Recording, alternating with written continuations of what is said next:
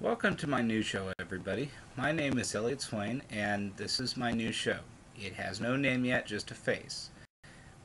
Someday we'll have a name. Maybe. I don't know. It's tax day, everybody. Time to pay up to the IRS. 15th of April. Wait, it's not the 15th of April. It's the 18th. It's Monday the 18th, which means that the 15th would have been a Friday. So it shouldn't be tax day. 15th of the April is always tax day. Oh, but we had Emancipation Day that was celebrated on Friday. But Emancipation Day is on the 16th. Oh, that's right. We can't celebrate federal holidays on weekends. It's just, for whatever reason, it's not allowed. So we actually had to move Emancipation Day back to the 15th of April, which took the place of that, which means that the 18th of April is the actual tax day. Confusing enough? Well, trust me, this is a piece of cake. Just go ahead and read our tax code, and then you'll totally be lost, and you'll understand that this weekend thing of whether it's on the 15th or 18th is really a really simple matter.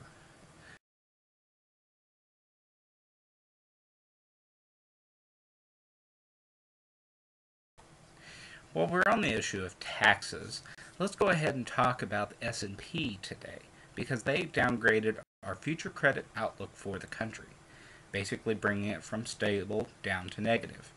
And because of that, it sent the stocks into a selling frenzy, which I think is really, really quite insane because, well, we're talking about the future potential outlook, which is based on all kinds of politics that are going on in the country right now, which really don't matter anyway because by the time it comes for us to do the debt ceiling and everything else, everybody already says that we're going to do it.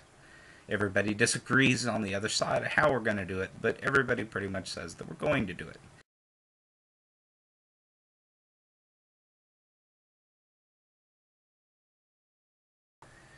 In local news, Governor Sam Brownback signed a new bill into law today. It goes into effect January 1st, but we now actually have to see people's photo ID when they go to vote, which now we'll be able to finally figure out who's voting and on what. Isn't that a little disturbing on the fact that we go to the polls and no one is actually checking to make sure that we are who we say we are? I mean, I don't know about you, but when I go to the polls, the only thing that's required of you is to basically state your name and your address. And then you sign a little thing basically saying that this is your little deal and I'm coming to vote and everything else. Well, you have a pretty good chance of being able to figure out who's not going to vote when you have local elections that have turnouts between 10 to 20%.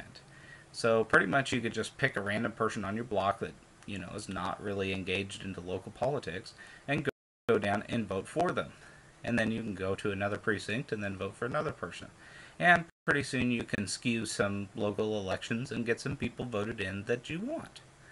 But now, next year it's not going to be able to be possible, of course, because, well, we've signed this thing into law to where we actually have to prove we are who we say we are, which is kind of the point of anything, right?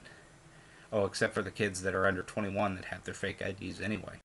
Because now they'll be able to vote twice because they have two IDs. One that says they're over 21, and of course the real one that says they're under 21.